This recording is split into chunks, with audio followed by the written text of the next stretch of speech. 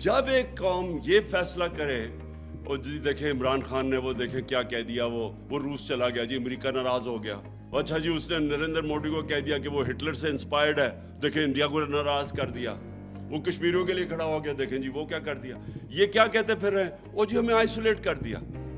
ان کا مطلب یہ ہے کہ آئسولیٹ نہ کیسے ہوتا ہے، ان کے جوتے پالش کرنے شروع کر دو، ان کے پیروں میں گر جاؤ۔ ان کا مطلب یہ ہے کہ لوگ اس کو اچھی فورن پالیسی کہتے ہیں۔ یہ فورن پالیسی تو آپ 50 سال سے کر رہے ہیں، تو اب تک تو پاکستان کو سپر پاور بن جانا چاہیے تھا لوگوں کے جوتے پالش کر کے۔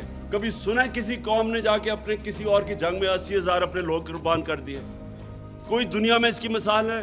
یہ ان کے 3,000 سے کم لوگ مرتے ہیں، آپ کے 80,000 لوگ مر جاتے ہیں، اور کوئی شکریہ تک نہیں کرتا، بلکہ ہمیں ذمہ دار ٹھہرا دیتا ہے کہ جو افغانستان میں ان کا فیلئر ہوا۔ اور میں جب یہ کہتا ہوں کہ پاکستان نے تو تمہارے لیے قربانیاں دی ہیں، مجھے آگے سے کہہ رہے جی یہ نہ کہو وہ امریکی ناراض ہو جائیں گے۔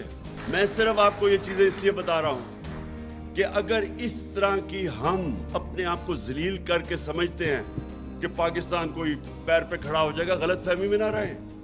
ہم نے ایم القانسی کو پکڑا دیا، اس کے وکیل نے جا کے وہاں عدالت میں کہا جی پاکستانی اپنی والدہ بھی بیچ دیں پیسے کے پیچھے، ڈالروں کے پیچھے۔ تو ہماری وجہ سے ہم نے ذلت کمائی، ہم نے اپنے آپ کو ذلیل کیا۔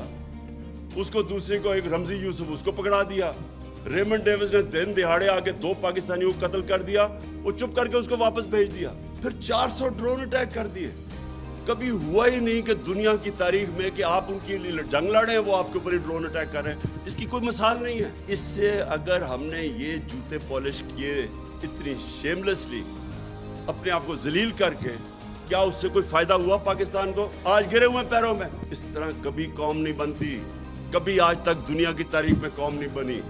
میں بار بار مدینہ کی ریاست کی اس لیے مثال دیتا ہوں، وہ پہلے دن مدینہ کی ریاست ہی بن گئی تھی، انہوں نے جدوجہد کی تھی، انہوں نے مل کے کمیونٹی نے 2 جنگوں کے اندر، جنگ احد اور خندق کے اندر، تو امہ کو خطرہ تھا کہ وہ بچیں گے بھی یا نہیں۔ فاقے کیے انہوں نے، جب انہوں نے سیج کی ہوئی تھی مدینہ کی، نبی صلی اللہ علیہ وسلم نے 2 پتھر پیٹ پہ باندھ کے کام کر رہے تھے، وہاں قربانیاں دے رہے تھے۔